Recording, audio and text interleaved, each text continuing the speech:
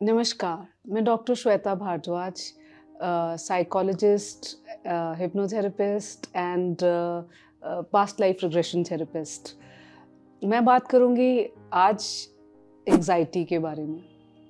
एक टाइम था थोड़े साल पहले, थोड़े साल मैं कहूँगी अभी जो हम लोग बात करते हैं pre post COVID, before COVID, जैसे पहले होता था before Christ and after Christ, अब post COVID and before COVID हो गया। तो पहले कोविड से मैंने जो ऑब्ज़र्व किया, डिप्रेशन बहुत ज़्यादा था। डिप्रेशन का जो प्रेवलेंस था वो काफ़ी हाई था, बट आफ्टर कोरोना इतना ज़्यादा एंग्ज़ायटी बढ़ गई है, इतनी ज़्यादा एंग्ज़ायटी बढ़ गई है कि हार्ट डिज़ीज़, डिप्रेशन, इन सब से काफ़ी ऊपर चली गई है एंग्ज़ायटी। हम छोटी-छोटी चीज़ों में एक नॉर्मल एंग्ज़ायटी का एग्ज़ाम्पल अगर मैं दूँ, एंग्ज़ायटी है क्या चीज़? हर छोटी चीज़ में धड़कना, दिल धड़कना, डर सा लगे रहना, ठीक है? ये तो हमें हमेशा से ही लगता था। कब नहीं लगा हमें डर? हमेशा से ही, जभी भी हम छोटे थे, ये तो चलो हम आज कहते हैं कि जी ये टीवी बहुत ज़्यादा हो गया है, सोशल मीडिया ज़्यादा हो गया है। येस, इन्होंने बहुत अफ़ेक्ट करा है। Ignorance is bliss many times.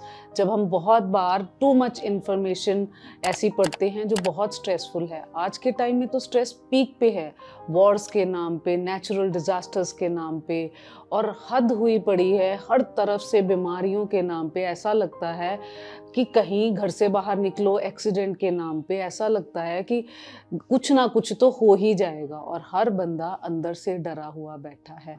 अगर उस डरे हुई फीलिंग को, लोगों को कुछ हो रहा है और हम उनके बारे में सोच के या अपने साथ वैसा होता सोच के डर रहे हैं, is a form of anxiety. Anxiety basically 3-4 तरह की हैं। अगर उसकी सब डिविजन्स की बात करें, जो हमारे बाइबल जो डीएसएम है उसमें मेंशन नहीं है, तो बहुत तरह की एंग्जाइटी है, पर main diagnosis generalised anxiety, specific phobia, social anxiety and obsessive compulsive disorder, या PTSD, post traumatic stress disorder, ये 3-4 तरह की एंग्जाइटीज़ बहुत कॉमन है। इन चारों एंग्जाइटीज़ के बारे में मैं अगले एपिसोड्स में डिटेल में बात करूँगी। आज मैं जनरलाइज्ड एंग्जाइटी के बारे में बात करती हूँ। जनरलाइज्ड एंग्जाइटी क्या है? हर छोटी सी चीज़ पे जो भी कुछ आसपास होना, लगना कुछ मेरे साथ गलत हो जाएगा, मेरे परिवार के साथ गलत हो जाएगा, या फाइनेंशियल लॉस हो जाएगा, या फिजिकल हेल्थ को कुछ हो जाएगा, या जो मेरे रिलेटिव्स हैं उनको कुछ हो जाएगा, या जिनसे मैं प्यार करती हूँ उनके साथ बुरा हो जाएगा। अब ये थॉट माइंड में आएगा तो डर तो लगेगा ही ना। अब डर लगेगा तो वो कहाँ है वो डर? किसी एमआरआई में नहीं आना, किसी सीटी स्कैन में नहीं आना, किसी ब्लड स्क्रीनिंग टेस्ट में नहीं आना। इसीलिए लोगों ने मेंटल हेल्थ को बहुत अवॉइड करा। क्यों अवॉइड करा? क्योंकि किसी भी रिपोर्ट में नहीं आती ना। जो दिखता नहीं है वो बिकता नहीं है शायद। बट अब कितना इग्नोर करोगे? अब पीक पे आ चुका है मेंटल स्ट्रेस, अब पीक पे आ चुकी हैं मेंटल इलनेसेस, पीक पे आ चुका है लोग मेंटल इलनेसेस के कारण अपनी लाइफ को ख़त्म कर रहे हैं। अगर all over the world 100 suicides हो रही हैं ना, तो उसमें से नियरली 30-35 सुसाइड्स इंडिया में हो रही हैं। पर डे का तो हिसाब ही कोई नहीं है। नियरली 1 करोड़ जो 13 टू 17 वाला एज ग्रुप है बच्चों का, हैविंग 1 करोड़ बच्चे को एंग्जाइटी है इंडिया में। आप सोचो कहाँ जा रही है हमारी जनरेशन, जहाँ पे इनको खेलना कूदना मज़े करना था, उस एज में ये साइकेट्रिस्ट और साइकोलॉजिस्ट के पास ट्रीटमेंट ले रहे हैं। ये बच्चे लाइफ की बड़ी बड़ी मुश्किलों को कैसे फेस करेंगे? और आप अगर देख रहे हैं, इसकी सेंसिटिविटी को समझिए। अगर आपके घर में बच्चा है या चाहे बड़ा है, उसको एंग्जाइटी है, बहुत सेंसिटिविटी से डील करिए। उनको ये मत कभी भी कहिए कि ये जानबूझ के कर रहे हो, या तुम ड्रामा कर रहे हो, ये तुम्हारा अटेंशन सीक करने का तरीका है। अटेंशन सीक करने वाले डिसऑर्डर्स भी हैं, और वो भी अगर आप प्रोफेशनल के पास जाओगे ना तो आपको पता चल जाएगा। पर अगर आपको कोई प्रोफेशनल नहीं कह रहा ना कि तुम अटेंशन सीक कर रहे हो, तो प्लीज़ किसी अपने पे ये गलत टैग मत लगाना। आप उसको लाइफ टाइम के लिए हर्ट कर सकते हो। वो लोग बहुत सेंसिटिव होते हैं जिनको एंग्जाइटी होती है, और जनरलाइज्ड एंग्जाइटी में तो हर बात पे पसीना आना, कोई भी डरने वाली बात उनके माइंड में चलेगी कि पापा, फॉर एग्जांपल पापा घर नहीं आए शाम को, ओहो पापा को ये ना हो गया हो, पापा का बीपी ना बढ़ गया हो, पापा नहीं आए तो क्या होगा। पैल्पिटेशन स्टार्ट हो जाएंगी, टांगे कांपनी शुरू हो जाएंगी, खाना खाने का दिल नहीं करेगा, और ऐसे लगेगा कि मेरे हाथों में जान नहीं है, स्वेटी पाम्स हो जाएंगे, और डीजीनेस सी भी होनी शुरू हो जाएगी। और इतने सिम्टम्स एक्यूट होते हैं कि कई बारी ये पैनिक डिसऑर्डर में कन्वर्ट हो जाते हैं या पैनिक अटैक में कन्वर्ट हो जाते हैं। तो एंग्जाइटी को बहुत ध्यान से समझने की बात है। इसमें फ्यूचर रिलेटेड फियर होता है कि कुछ हो जाएगा, कुछ हो चुका है उसके लिए एंग्जाइटी नहीं होती है, कुछ हो जाएगा उसके लिए एंग्जाइटी होती है।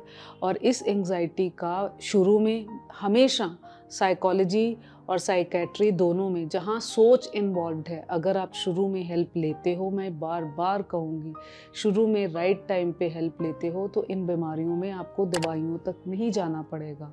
और अगर आप लेट होते हो तो दवाई के साथ काउंसलिंग आपको करानी ही पड़ेगी, क्योंकि उसके साथ आपकी सोच बदलने की कैपेसिटी चेंज होती है। सपोज़ जैसे मैंने एग्जांपल लिया, मेरे पापा को शाम को नहीं आए, उनका एक्सीडेंट ना हो गया हो, उनको कुछ हो ना गया हो, उसके कारण बॉडी में सिम्टम्स आ रहे हैं, तो इसका ट्रीटमेंट क्या है?